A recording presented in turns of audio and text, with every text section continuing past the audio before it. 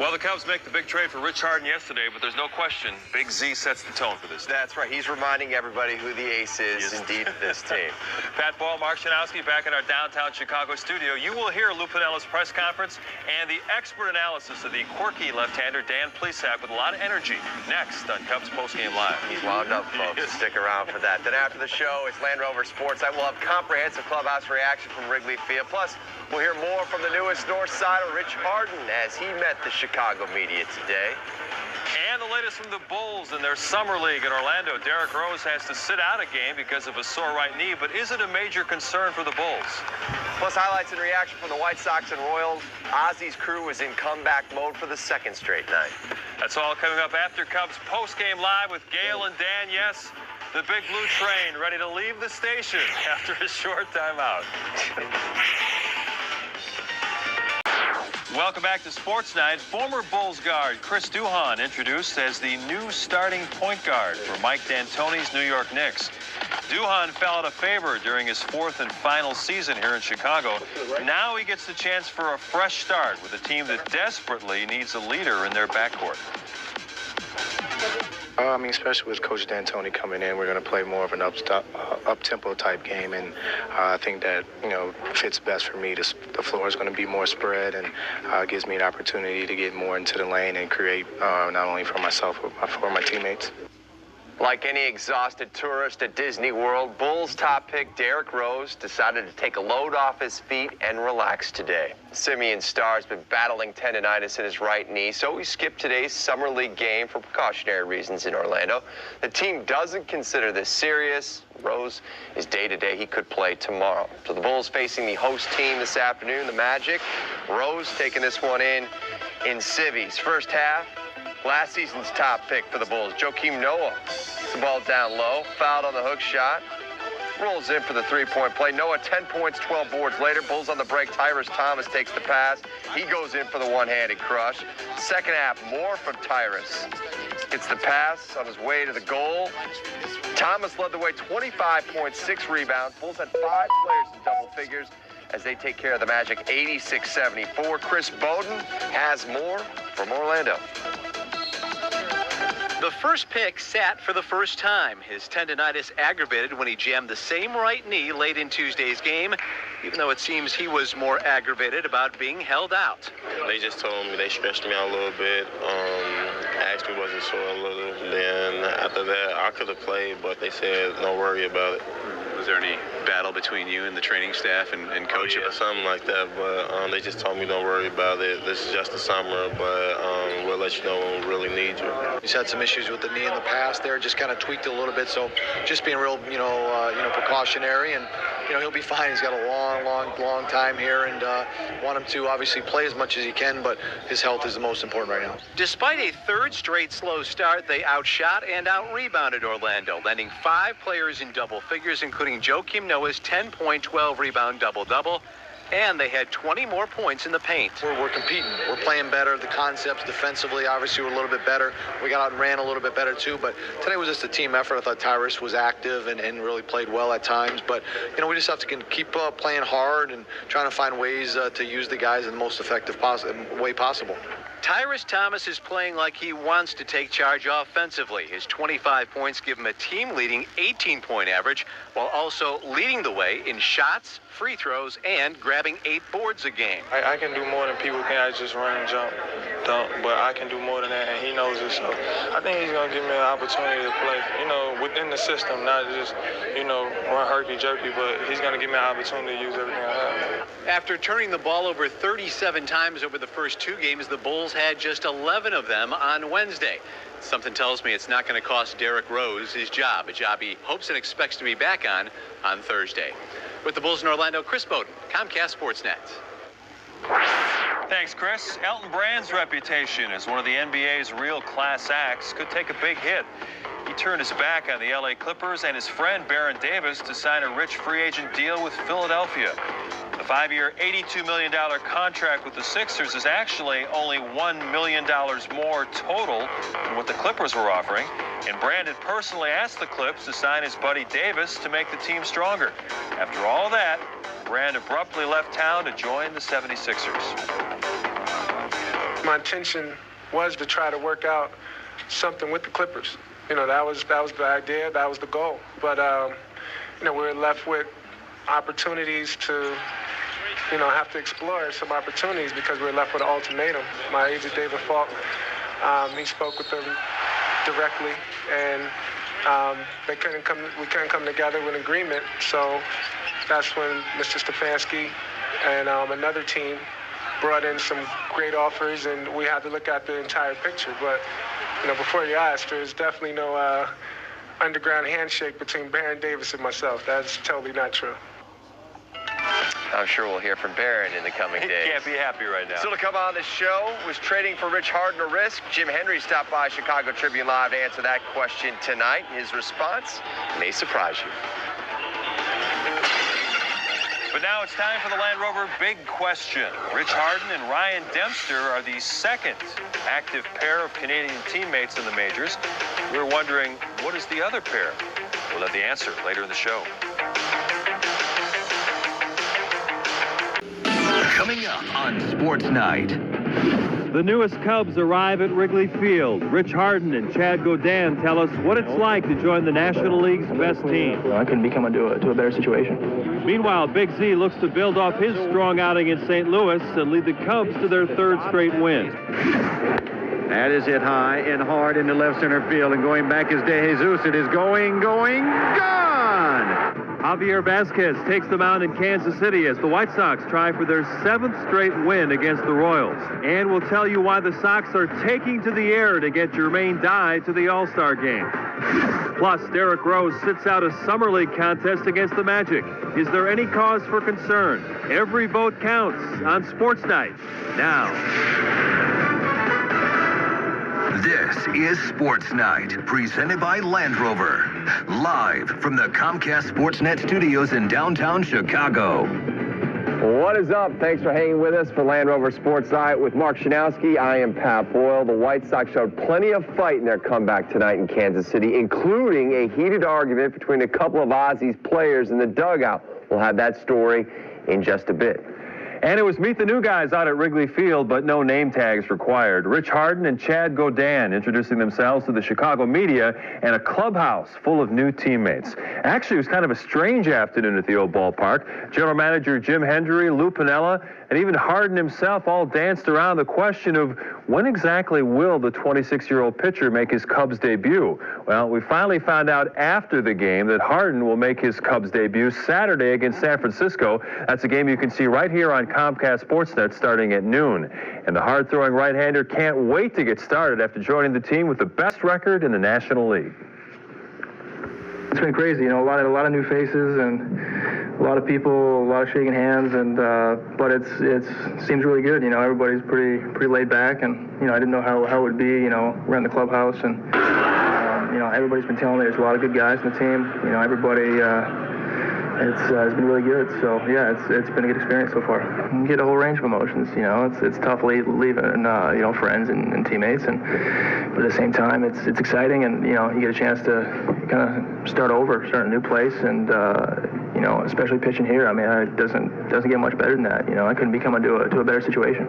A lot of guys in this clubhouse don't realize how good this guy is. You know, I had the misfortune of facing him a couple times playing in the American League, and got a few phone calls from some guys that I played with over there in Texas. And, you know, everyone says the same thing. When this guy's on the mound, it's one of those rides to the ballpark where you're like, God, I hope I can mix a single in there somehow. Because when he's on, he's one of the best right-handed pitchers in the game. Stuff-wise, his stuff's off the charts.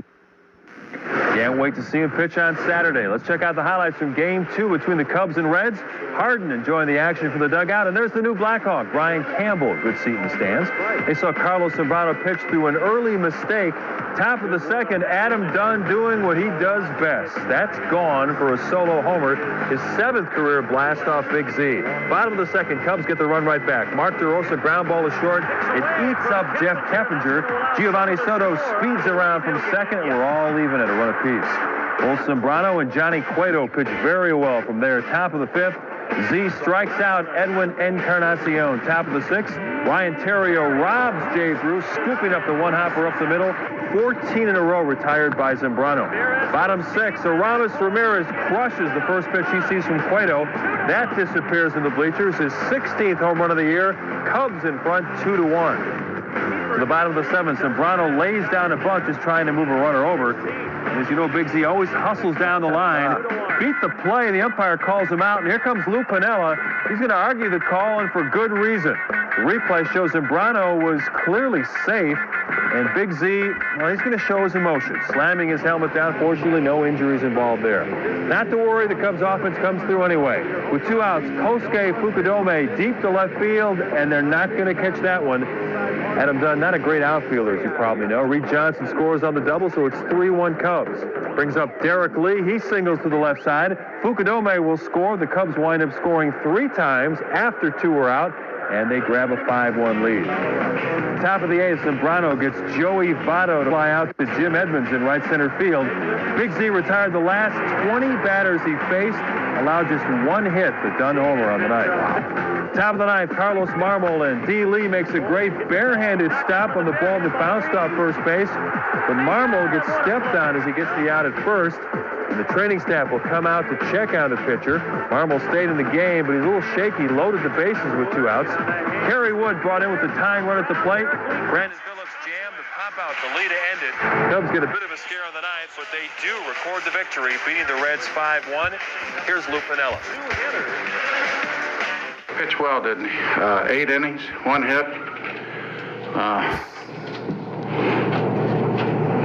Good movement on his fastball. Used his split finger effectively. Mixed in his slider. Good pitching. Really good pitching. Games like this, obviously, I feel good, and you just have to go out there and execute what you're feeling, and what you have in your mind and your game plan, and let your teammates do the rest.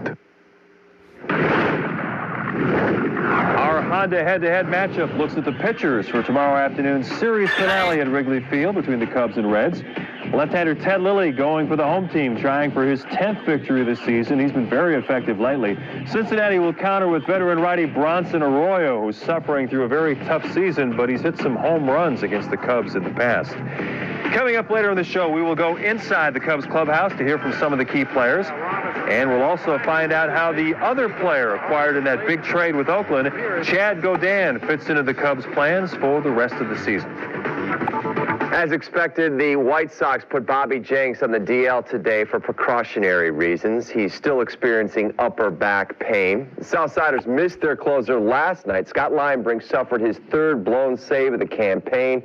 While the White Sox bailed him out and won the game, Ozzie decided to give Octavio Dotel a chance to shut down the door until Jenks returns after the All-Star game. With the last vote online campaign ending tomorrow at 4, Jermaine Dye entered the final day still in 2nd place behind Tampa's Evan Longoria. The Sox were pulling out all the stops to get their right fielder a late surge at the polls. Before tonight's game, a plane flew over Kauffman Stadium in Kansas City with a message for Royals fans to vote for JD, who used to play for KC. Here's the low-key Jermaine Dye on this airborne ad campaign. I think it's funny. I think it's funny to be doing that here in Kansas City, but that's pretty cool to see that. Never seen a promotion of myself in the sky before, so thank you to whoever did it. I think it's great. I think one thing about this ball club, they stick together, man. They put it for each other. They're good friends, and they've been doing this for the last 2 years, 3 years, and they had success. Hopefully this year we send JD out there. I know the only thing we're going to get from JD, we're going to get is a stupid hat or a T-shirt. I already got a lot of those. If JD going, he better bring something better. Every time the players go to the All-Star game, they bring a stupid hat and a stupid T-shirt. We got a lot of hats and we got a T-shirt. We need something now. Thank you. That's with you, Carlo Quinty, and Creedy, the cheapest guys on the team. Let's go. Spend some money. You're not going to spend all that money in Missouri while you leave. There's no balls out there. Well, Quinton gave Ozzie an early present tonight. You'll see that in a bit. Sox and Royals, Burley rocking the boat for J.D. Javier Vasquez 0-2 with an ERA near 6 in his last 3 starts, and he struggled in this one. With 2 on, Alex scored and singles through the hole on the right side. David DeJesus comes in to score. Royals would score 2 in the first. Bottom third, Casey now up 3. Former Southsider Ross glowed up the end of the bat. Flips 1 down. 2-run single there. Royals with a 5-0 lead. Vasquez gave up 6 runs in 5 2/3. Top of 4. Sox get back in the game. Carlos Quinton taking Brian Bannister deep and gone with a man aboard. A 2-run homer. The All-Star's 20th of the season. In the 6th, it's Quinton again. In the words of Gordon Gekko, greed is good, greed is right, greed works. Second 2-run shot of the night for Q to nearly the exact same spot. Sox within 2. To the 8th. Sox down 1. 2 on for J.D. Orlando Cabrera is going to steal third there. Gets there easily. Dye would go down on strikes on the very next pitch. Next batter, Tomey lines one through the right side on the shift. Cabrera scores on the play, ties the game at 6. And afterwards, Cabrera's in the dugout. It appears that he and Dye have some words, possibly about O.C. stealing third there at the last at bat. Dwayne Wise steps in front of Cabrera to keep the incident from accelerating there. More on that a little bit later on in the show. Later in the frame, Creedy batting. Royals pitcher Ramon Ramirez called for the balk. Here comes Quinton, and that's the go-ahead run. Here comes Dotel to close things out in the ninth. 2 outs against Mike Avelis, and he strikes him out on a check swing. Dotel struck out the side on 10 pitches in his old stomping ground. Sox win. Afterwards, here's Josh Moore with Quinton. Carlos, do you ever get to the end of a game like this and think, how did we pull that one out? We stayed in there and got some runs, we got some hits, we got some key hits. Alexi came up with that big double. Jimmy, unbelievable, gets that hit there, tie the game. Those are huge hits. We took, those guys took advantage of those opportunities, and we came out with a win. Maximizing the opportunities, and you got things started, but when it looked like you were getting your 2 big home runs. I put some swings on some balls, and we got out and helped us get back in the game. Unbelievable job by the bullpen coming in, shutting them down. Can't say enough about Octavio there. Just 1, 2, 3. It was a good team win. And that's really important with your closer out and now on the disabled list to have Dotel come in and throw 9 strikes in 10 pitches to get you out of the ballgame. He did an unbelievable job. It was a pleasure to play defense behind him. It was a pleasure to watch him close that inning out. Congratulations on the win. Thank you. You can see the series finale between the White Sox and Royals as the Southsiders go for the sweep tomorrow night at 7 o'clock. Hawk and DJ have the call from Kaufman. We'll set the table for you on Sports Night at 6:30. Well, Sox got some help from Boston this afternoon as they went for the sweep of the Twins. Top of the 6th, 6-5 Boston. Brendan Harris face hit to left. Manny Ramirez throws out Nick Puto, trying to go from first to third. Big out for the Sox. Turned out the Twins would not score again. In the 7th, 13-5. Manny picks up his 3rd ribby with a base knock to center. Here comes Kevin Youkilis. Red Sox go on to pound the Twinkies 18-5, and they get the sweep. Here in the 7th inning. We've got much more to come on the show. How concerned are the Bulls about Derrick Rose's sore knee? We'll hear from the rookie guard and head coach Vinny Del Negro. Plus, former Bull Elton Brand tries to explain why he left the LA Clippers high and dry, signing a big free agent deal in Philadelphia.